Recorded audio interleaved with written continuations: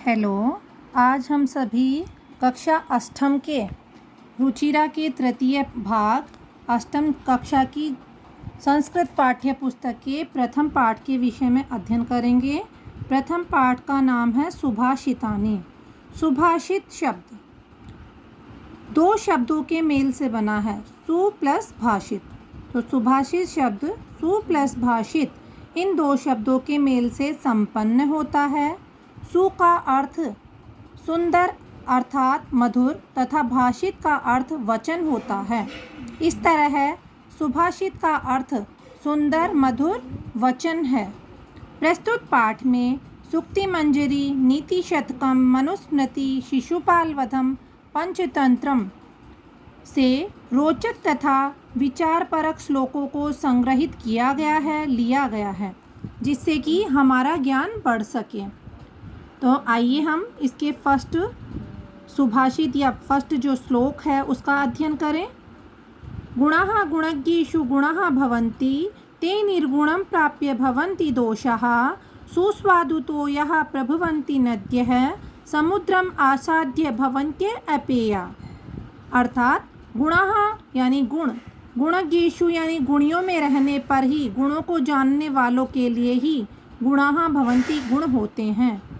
ते यानी वे सब अर्थात गुण, निर्गुणम प्राप्य गुणहीन व्यक्ति में, प्राप्य में जाकर के, भवंती मीन्स हो जाते हैं, दोषः दोष बन जाते हैं। वे गुणहीन व्यक्ति में जाकर के क्या बन जाते हैं? दोष बन जाते हैं। सुस्वादुतो यः प्रभवन्ति नद्यः, नदियाँ क्या होती हैं? नद्यः यानी नदियाँ, प्रभवन्ति मीन्स बहती हैं। सुस्वादुतो यः स्वादिष्ट जल वाली होकर वो बहती हैं। लेकिन समुद्रम आसाद्य भवन्त्य अपेया, वो नदियाँ ही समुद्र में गिर जाने पर, समुद्र में मिल जाने पर पीने योग्य नहीं रहती। अर्थात इसका अर्थ है गुणों को जानने वाले व्यक्तियों के पास ही गुण होते हैं, वे गुणहीन व्यक्ति में पहुंचकर दोष बन जाते हैं। नदियाँ स्वादिष्ट जल वाली उत्पन्न होती हैं, लेकिन वो समुद्र में गिरने के कारण, समुद्र के खारे जल में मिलने पर क्या हो जाती हैं? पीने योग्य नहीं रहती। सागर में पहुंचकर वो पीने योग्य नहीं रहती हैं।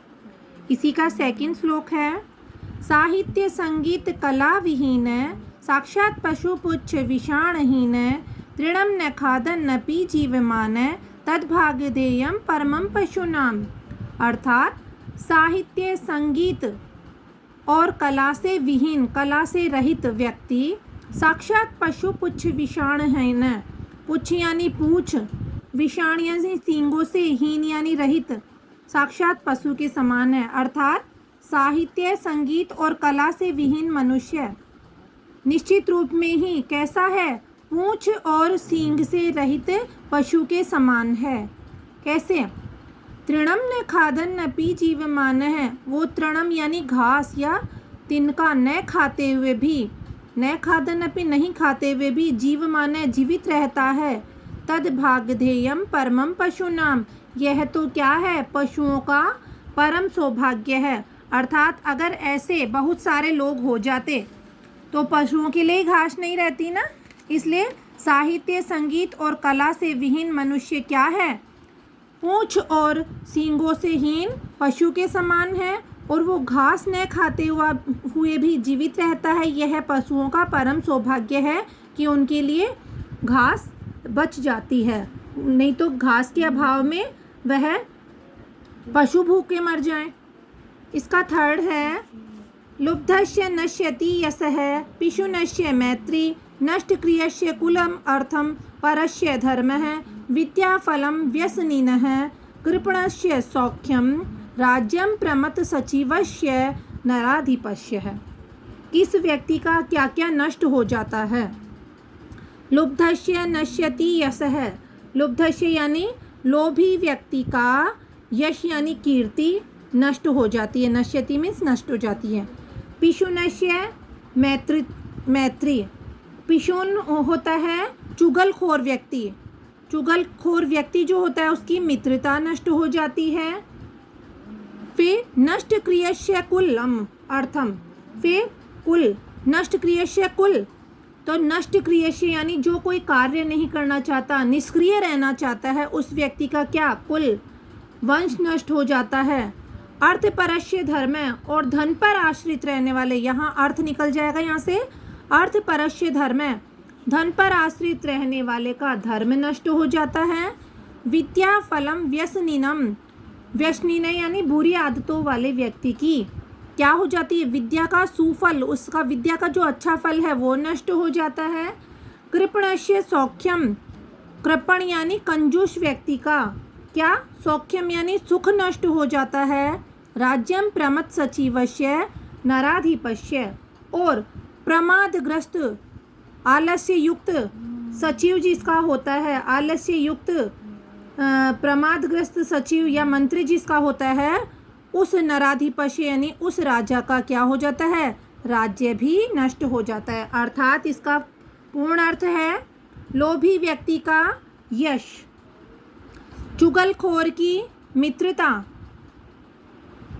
नष्ट क्रियाशील यानी जो क्रियाहीन रहना चाहता है, निष्क्रिय व्यक्ति का कुल यानी वंश, और धर्म पर आश्रित, धन पर आश्रित रहने वाले का धर्म, विद्या वो बुरी आदतों वाले व्यक्ति का विद्या का सुफल अच्छा फल, और कंजूस व्यक्ति की मित्रता है ना, सौख्यम उसका जो मित्रता है सुख, और प्रमाद सदिवस्य जो प्रमादग्रस्त जिसका सचिव है, जिसका मंत्री है, उस राजा का राज्य भी नष्ट हो जाता है। नेक्स्ट है पीत्वा रसम तु कटुकम मधुरम समानम माधुर्यमेव जनयेन मधुमक्षिकाशो संतः तथैव समसज्जन दुर्जनानां श्रुत्वा वचः मधुर सुक्त रसम सृजन्ति ही। इसमें हो रहा है, इसका अर्थ होगा पीत्वा रसम तु कटुकम मधुरम समानम, यानी मधुमक्खी तो कटुकम यानी कड़वे रस को पीकर भी, कटु रस को पीकर भी, मधुरम समानम मीठा ही कर देती है, उसको मधुरता को ही उत्पन्न करती है। माधुर्यमेव जनयेन मधुमक्षिकाशो यानी मधुमक्खियाँ तो कड़वा रस पी कर भी उसको मीठा ही, मधुरता के मीठे के समान ही उसे मधुर कर देती है। उसी प्रकार से संतः तथैव, संत लोग उसी प्रकार से, तथैव यानी उसी प्रकार से, समसज्जन दुर्जनानां श्रुत्वा वचम, उसी प्रकार से संत जन अर्थात सज्जन लोग तो दुर्जनों के वचनों को भी, दुर्जनानां श्रुत्वा वचः दुर्जनों के वचनों को सुनकर भी सज्जनों के समान उन्हें मधुर सुक्ति रस का निर्माण कर देते हैं, अर्थात उन वचनों को भी वो मधुर ही मान के उनको मधुर वचनों के समान मधुर सुक्ति रस का वो निर्माण करते हैं। नेक्स्ट है विहाय पौरुषम योहिम देवमेव अवलंबते प्रासाद सिंहवत तस्य मूर्ध्नि तिष्ठति वायसा, तिष्ठन्ति वायसः। अर्थात इसका अर्थ होगा कि विहाय पौरुषम यो ही, जो अपने पुरुषार्थ को, यो यानी जो, विहाय में छोड़ करके या त्याग करके, पौरुषम यानी अपने पुरुषार्थ को, देवमेव अवलंबते अपने भाग्य पर ही आश्रित रहते हैं, यानी जो कार्य करना नहीं चाहते और ये सोचते हैं कि हमारा भाग्य अच्छा होगा तो कार्य अच्छा हो जाएगा।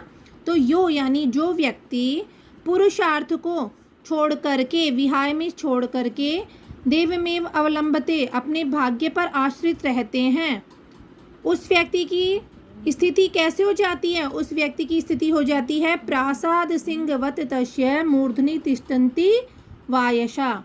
प्रासाद सिंहश यानी महल के द्वार पर स्थित, प्रासाद सिंहवत महल के द्वार पर स्थित सिंह की जो मूर्ति होती है, शेर की जो मूर्ति होती है, उसी सिंह की मूर्ति के समान उसके सिर पर, मूर्धनि यानी उसके सिर पर, तिष्ठन्ति यानी बैठते हैं, वायसा यानी कौवे।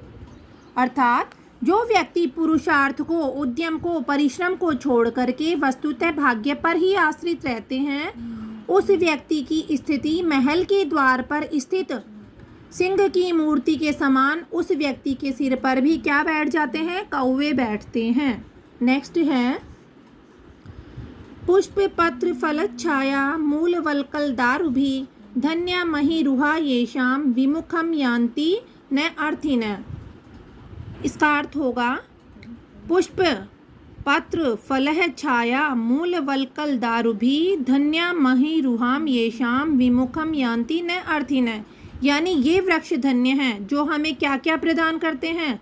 ये वृक्ष धन्य हैं जो पुष्पों से, पत्तों से, फलों से, छाया से, मूल यानी जड़ से, वल्कल यानी छालों से, और दारू भी यानी लकड़ियों से, जिनके ये शाम विमुखम यान्ति, जिनके याचक कभी भी विमुख नहीं होते। अर्थात ये वृक्ष धन्य हैं जो हमें क्या क्या प्रदान करते हैं। हमें फूल, पत्ते, फल, छाया, जड़ और छाल और लकड़ियों से, जिनसे हम विमुख कभी भी नहीं होते। जो हमें वृक्ष ये सारी चीज़ें प्रदान करते हैं वो वृक्ष क्या हैं, धन्य हैं। चिंतनीया ही विपदाम आदावेव प्रतिक्रिया न कूप खननम युक्तम प्रदीप्ते वहिनीना ग्रहे। चिंतनीयाम ही विपदाम आदावेव प्रतिक्रियाम न कूप खननम युक्तम प्रदीप्ते वहिना ग्रहे। यानी हमें क्या करना चाहिए, जब हमारे ऊपर विपत्ति आए उससे पहले ही हमें उसका उपाय सोच लेना चाहिए। विपदाम आदौ एव ही प्रतिक्रिया चिंतनीया, यानी विपत्ति आने से पहले ही हमें उसका प्रतिकार, उसका उपाय सोच लेना चाहिए। न कूप खननम युक्तम प्रदीप्ते वहनी ना ग्रहे, क्योंकि वहनी ना ग्रहे यानी घर में आग लग जाने पर कुआं खोदना उचित नहीं है, क्योंकि फिर उस आग से हम बच तो नहीं पाएंगे ना। इसलिए हमें कोई भी विपत्ति आने से पहले ही उसका प्रतिकार, उसका उपाय सोच लेना चाहिए, क्योंकि घर में आग लगने पर कुआं खोदना उचित नहीं है। तो ये है आपके चैप्टर फर्स्ट का हिंदी अर्थ। तो आप पहले इसे हिंदी अर्थ को समझे, फिर हम इसके प्रश्नोत्तर करते हैं।